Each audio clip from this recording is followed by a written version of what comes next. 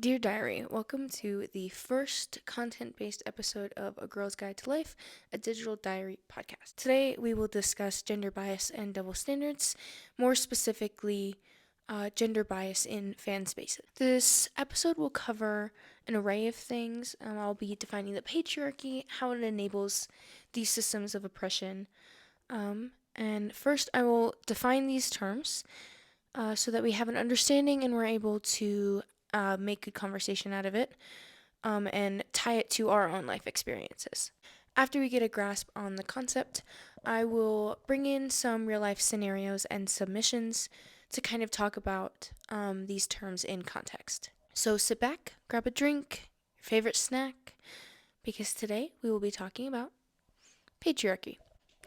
Now, this word is frightening to a lot of people. It's avoided all the time. If it's brought up, it's promptly put back down. And this is because patriarchy has become a trigger word. It kind of invokes a reaction, and for the purpose of this podcast, I want to redefine patriarchy with what I've learned in this course and kind of take away the shock factor of the word.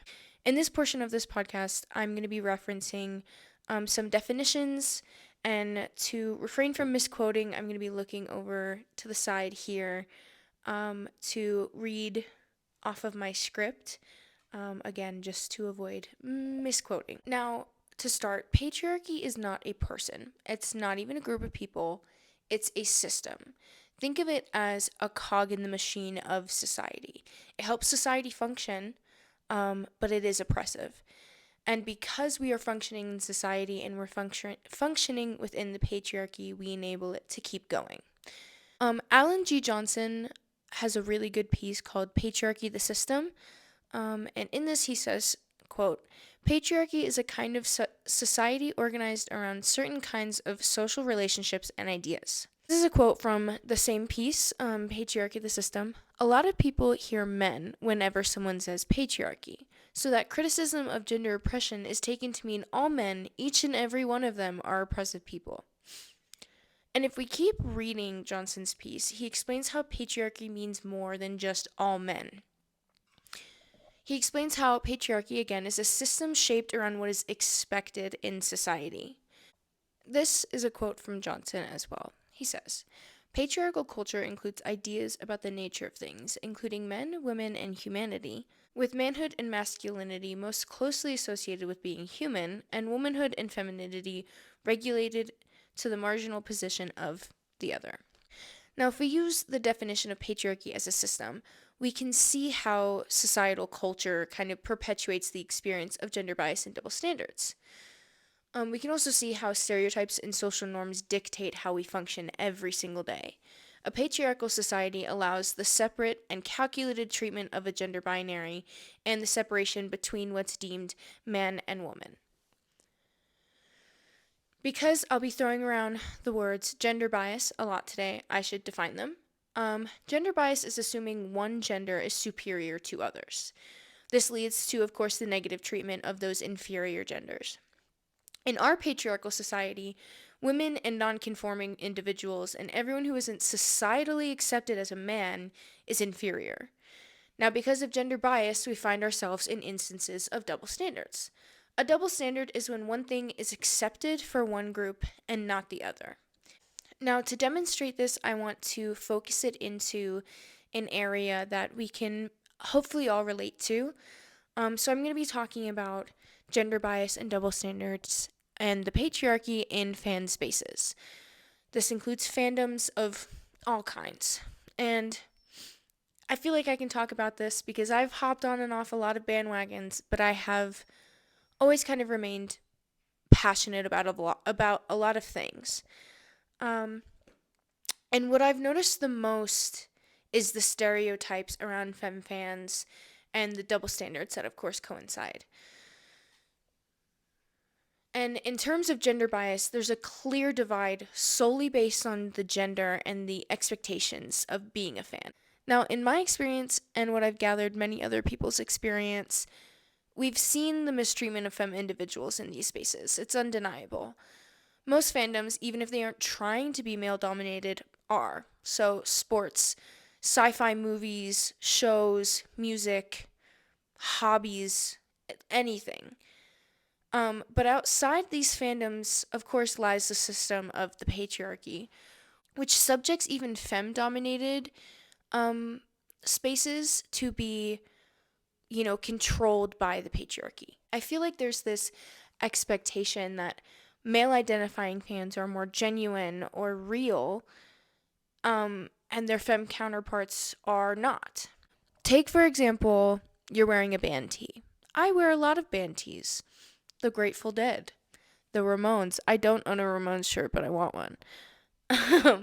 Fleetwood Mac. I own a lot of Fleetwood Mac memorabilia. I have been wearing a Beatles shirt way too many times and have been stopped by a man or a dominant gender and been asked if I can name a song or an album or asked to name all the members of the band.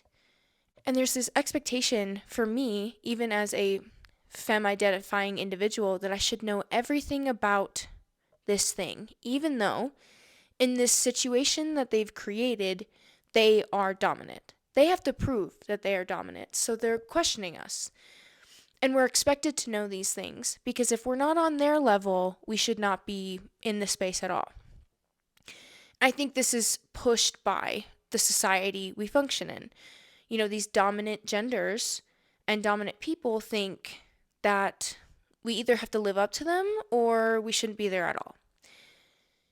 And, it creates this illusion that femme individuals can't be casual fans. And even if we are, we're still painted as obsessive or psycho fangirls, and therefore we should know all of these things. And we can't do anything halfway, even if that's who we are. We're deemed fakes and posers and told we've just jumped on a bandwagon. And I think this is kind of perpetuated by the standard that femme identifying individuals have to either not know anything at all because we are inferior, or because we're femme or women, we are supposed to be obsessive and know everything. So, to continue the conversation, I'm going to bring up some submissions, and we're going to have a little more of a conversation about why these standards are pushed onto us and not our male or male identifying counterparts. So, our first submission is from my friend Junie, and they said, I'm going to quote them, I'm going to read their whole submission because I think it's nice to hear your words from someone else sometimes. And they may get something that they wrote down that they didn't think was important, but because I emphasize it, they realize, oh, this was a good point. I love getting feedback like that. So, Junie says, adding to the treatment of men versus women in fan spaces.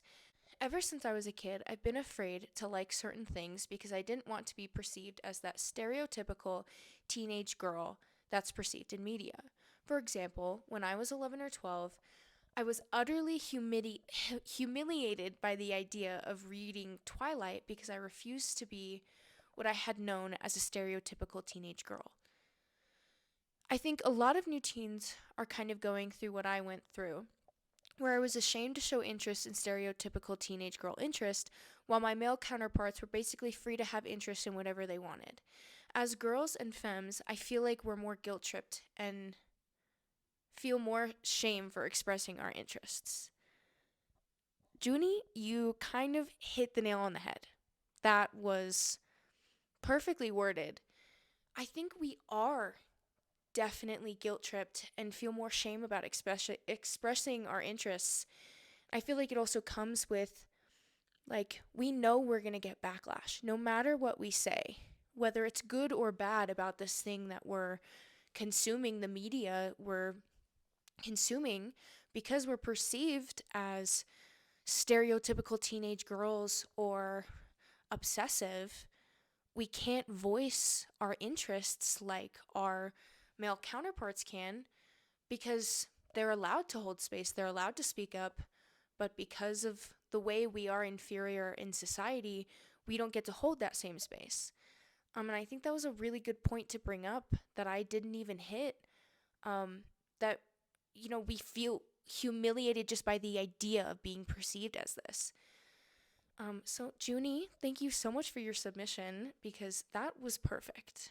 Now, my second submission is a great submission from my friend Hannah. And she submitted in the form that recently she's been called a crazy fangirl because she's a fan of Harry. And I've experienced this, and I feel like a lot of other people have. And I think we don't really think about the implications of the word like fangirl or crazy fangirl because it's used so often. I have been called a crazy fangirl since before I could remember. I was a crazy fangirl when I was a fan of Hannah Montana. But I think it's even worse when we as femme individuals are supporting or really love a male idol. Like, we're so supportive, especially me. I'm very supportive of Harry Styles. I love Harry. He's almost everything I love. And I've been supporting him for what, 10 plus years? And I think a lot of his fan base has, and even if they haven't, I think that also kind of pushes the crazy fangirl like idea because I think one thing that femme individuals do a lot, which is also kind of a stereotype, is that we go all in.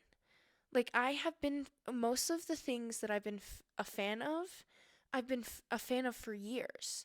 But that's also normal because you love that thing. So you should be able to say, oh, I've loved this person for 10 years and not be told, oh, you're a crazy fangirl.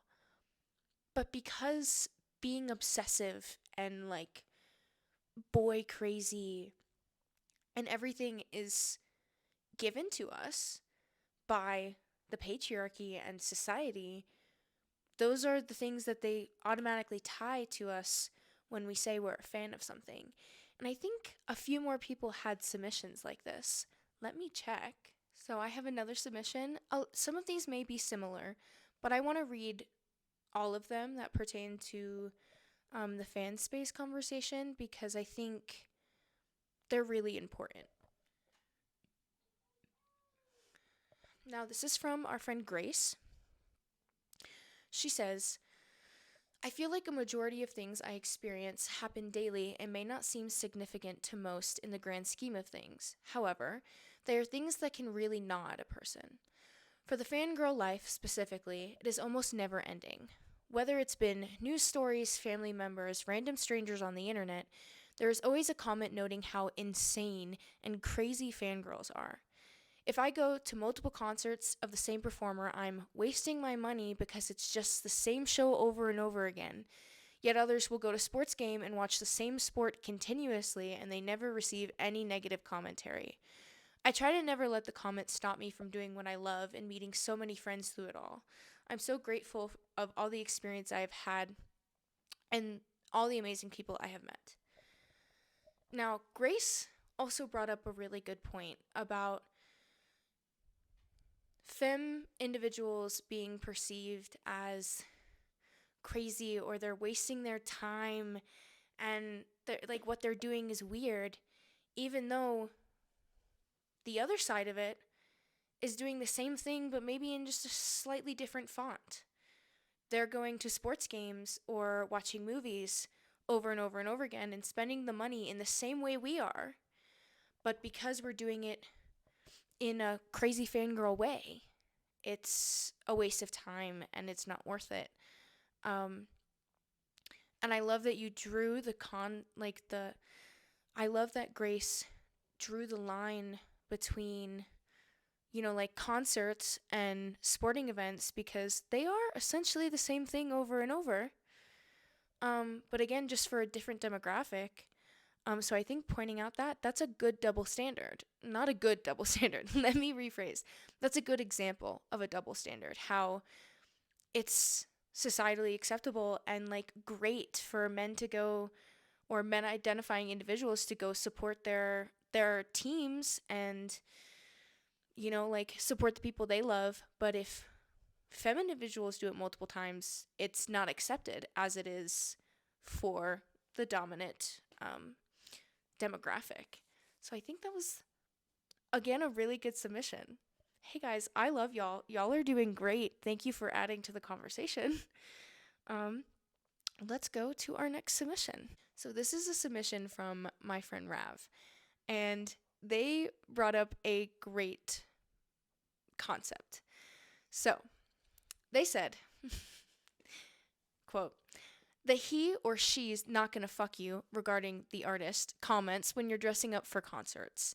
And it's like, one, you're assuming I'm attracted to the artist, and two, are we not allowed to dress up for ourselves? Also, would you say this to your homeboy at a sports game? Rav, amazing double standard example. Um, I'm a sports fan. I watch hockey. When I dress up for a hockey game and I wear my jersey and like I get cute, it's because I'm excited to go to the game. And I've been told like they're not going to see you from section 300. Like they're playing a sport. They're not even paying attention to you. Okay, I didn't dress up for them. I dressed up for me. And that's also happened with Harry concerts that I've gone to. I've gone to a lot of Harry Styles concerts, and it's always like, why are you trying so hard? He's not even going to notice you. That's not the point. And I also love that you mentioned, like, you wouldn't say this to your guy going to the football game, because when male identifying individuals and the superior gender go to these events, they're not questioned for what they're doing because it's acceptable. But because, you know, we're a little different, we're immediately questioned about these things. I think this was a good submission to end on. You guys really got the concept of double standards, and brought a lot to the conversation. Rav, I loved this submission. You are amazing, and I love you. So to wrap up a little bit, we just had great conversation about double standards and gender bias, and we defined the terms so that we could have those conversations. And we just kind of sat down and talked for a little bit. I think my biggest takeaway from this is there needs to be more acceptance from the other side. I think if we start calling out these double standards, like, hey, why is it okay for them to do this, but I can't do it? And why is it okay for them to say this about what I'm doing when I don't criticize them either? I think starting to question those and call them out is a really good practice. Also, noticing patterns. That's a really big thing. Noticing where these things happen and when. If they're happening in your daily life, happening every day, that shows that, you know, the system is still working, the system is still functioning, and we have to do something collectively. And this is something I'll touch on in my next episode or two. We have to change the system together. Individual work is great for yourself, but it does nothing. I don't want to say nothing because I don't want to, you know, take away hope, but it doesn't do much in the grand scheme of things if we're just doing things individually. We have to do things together to change how these things work. So I think pointing, even though it's very scary as an inferior to point something out to your superior, but that's the only way that this system can change. So if you're hanging out with someone superior to you and they say something, you know, not right to you, I think starting to get comfortable with calling those things out is very important. And I think learning these terms is what's helped me do that. Knowing where to use them, when to use them, and what they mean is very important.